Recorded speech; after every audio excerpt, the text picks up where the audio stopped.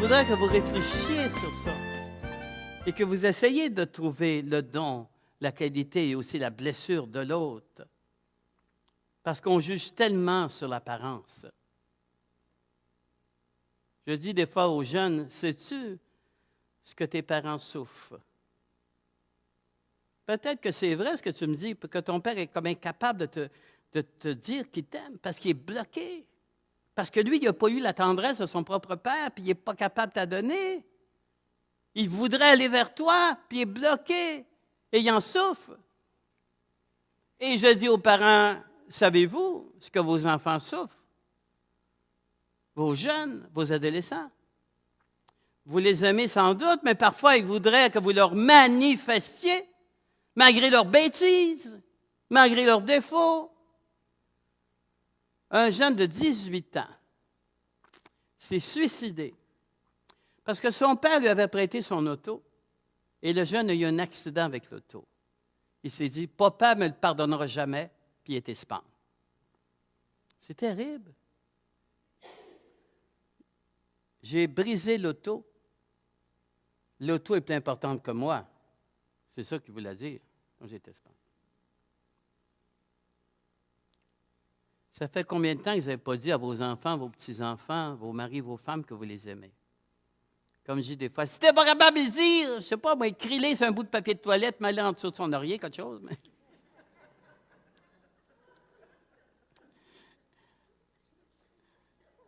Je voudrais maintenant vous lire la lettre d'un père à son fils. Ça, c'est authentique. Le père n'avait jamais dit à son fils qu'il l'aimait et son fils est mort dans un accident. Et le dernier soir, avant les funérailles, le père a écrit une lettre puis a mis dans la tombe de son fils. Il y a un prêtre qui a demandé de lire, puis il a passé au prêtre et le prêtre a pris ça en note. Et voici. Mon cher fils, je t'ai jamais dit combien je t'aimais. Je t'ai jamais dit combien tu étais important pour moi. Lorsque tu es parti de la maison pour l'université, j'aurais voulu tellement te le dire, mais je ne l'ai pas fait. À ton mariage, si tu savais, j'aurais voulu tellement te le dire, mais je ne l'ai pas fait par respect humain, par gêne peut-être. Et maintenant tu es mort, mon fils, et je n'ai pas eu le temps de te le dire. Et c'est pourquoi je t'écris cette lettre ce soir, en espérant qu'un ange là-haut te la lise, afin que tu saches combien ton père t'aimait et combien il regrette de te l'avoir jamais dit sur la terre. Ton père qui t'aime, mais qui souffre. Je vais prendre un peu d'eau, puis on va prendre la deuxième partie.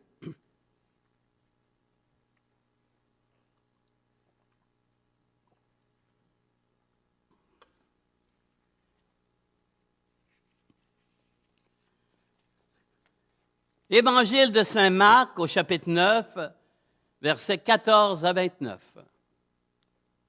Un homme de la foule dit à Jésus, « Maître, je vous ai emmené mon fils. Il est possédé d'un esprit qui le jette par terre, partout. » Il le saisit. Alors il écume de rage, grince des dents et devient tout raide. Jésus lui dit, « Emmenez-le-moi. » Ils amenèrent le jeune à Jésus. Dès que le jeune vit Jésus, l'esprit l'agita violemment. Il tombait par terre. Il se roulait en écumant. Jésus questionna le père. Depuis combien de temps cela lui arrive-t-il?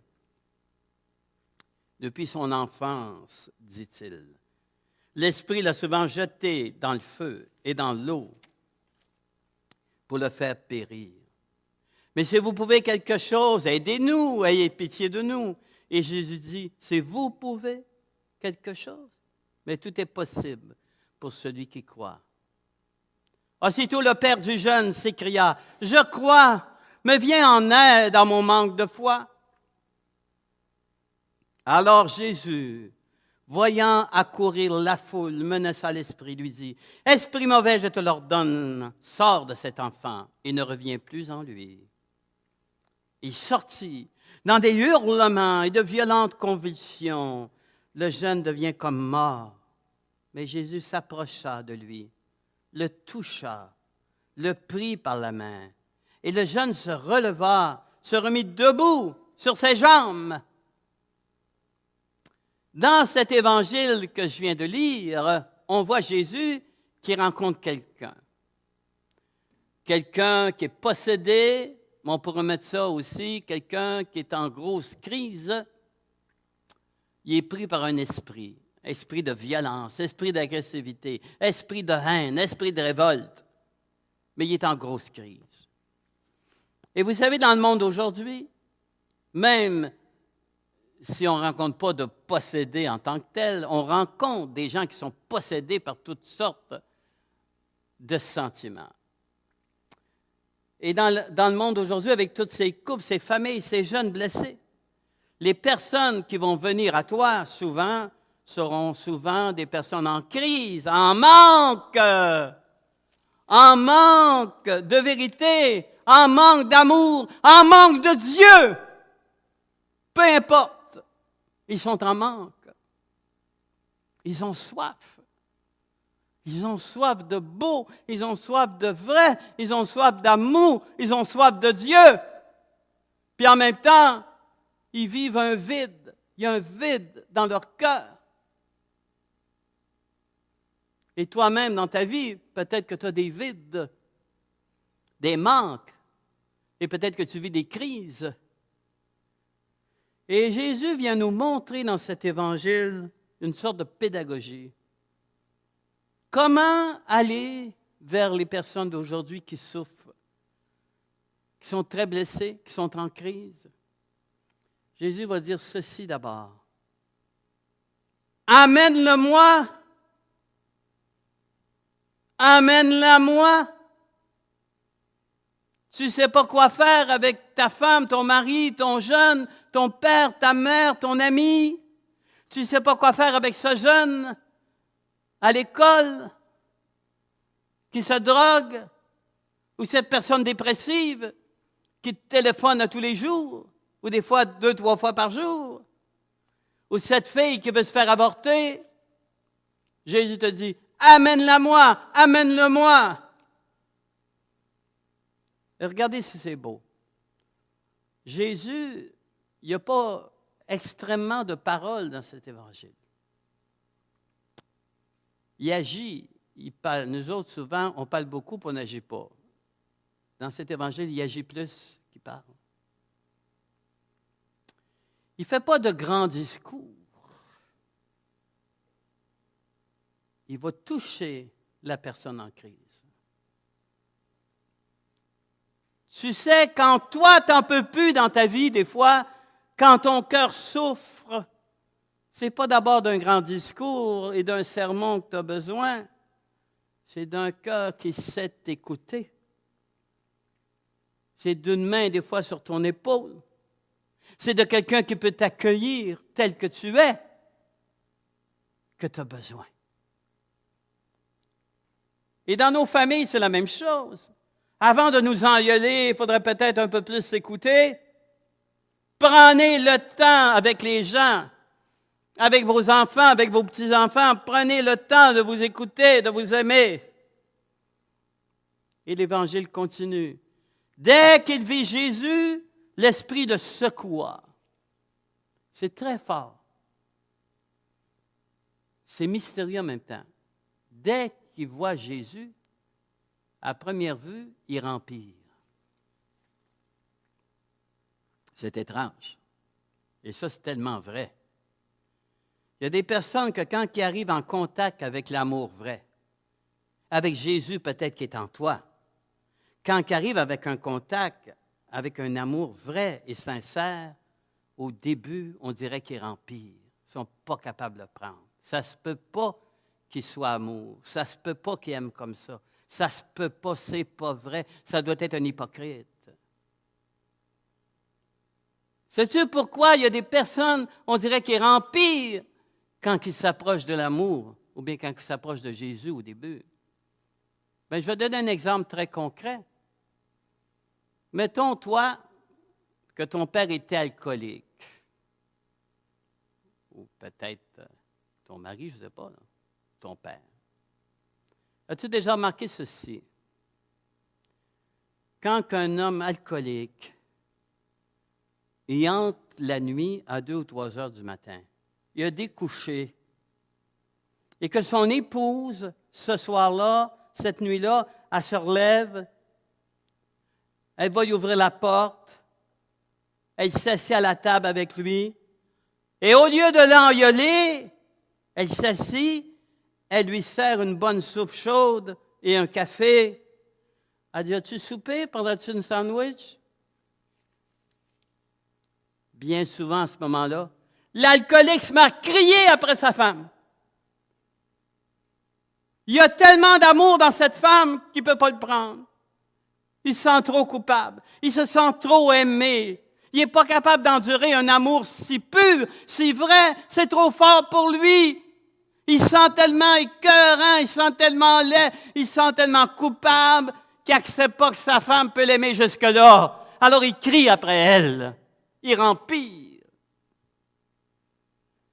Quand tu n'acceptes pas d'être aimé, quand tu n'acceptes pas que les gens t'aiment, parfois tu deviens agressif contre les personnes. Et des fois même tu essaies de descendre la personne. Parce que ton cœur est blessé. Tu ne peux pas croire que quelqu'un puisse t'aimer jusque-là. Et l'alcoolique qui est devant quelqu'un qui l'aime, l'amour lui fait mal. Peut-être que, je ne sais pas si vous vous souvenez de votre adolescence, mais peut-être ici, comme jeune, tu as peut-être vécu cette expérience-là.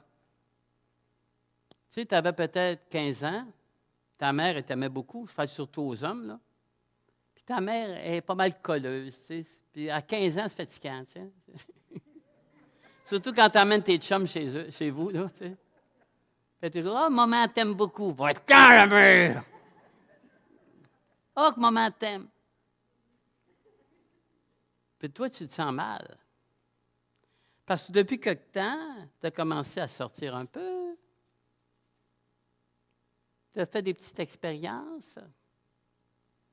Tu as des playboys en dessous de ton lit. Tu as essayé de cacher. Tu as fait des choses, puis tu penses que tu es le seul au monde à faire ça. Tu te sens très coupable. Alors, quand ta mère, qui est pleine d'amour, du moment où tu aimes tellement, tu cries après elle. Tu n'es pas capable de prendre son amour si pur, parce que toi, tu te sens impur. Hein? Et ça fait une couple de semaines que tu vis ça, puis au souper, ta mère s'approche de toi. « Oh, que maman t'aime donc! » Alors, tu deviens bête et agressif contre ta mère. Parce que c'est trop beau, son amour, c'est trop pur, et toi, tu te sens impur, alors tu la rejettes. C'est ça l'adolescence. Hein?